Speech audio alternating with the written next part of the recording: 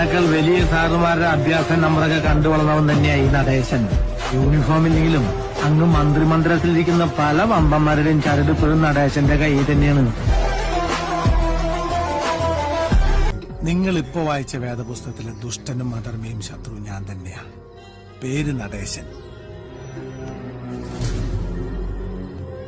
സത്യവും ധർമ്മവും നോക്കുന്ന ഒരുപാട് ദൈവപുത്രന്മാര് നമ്മുടെ നാട്ടിലുണ്ട്. അവർക്കെതിരെ ഒരു ചെകുത്താനെങ്കിലും വേണ്ടേ? തനിക്കറിയാമോ, ഞാൻ വളരെ താഴ്ന്ന നിലയിൽ നിന്ന് കഷ്ടപ്പെട്ട ഇതുവരെ എത്തിയത്. ഇപ്പൊ പറയാൻ കൊള്ളാവുന്നതും കൊള്ളാത്തതുമായ ഒരുപാട് ബിസിനസ്സുണ്ട്.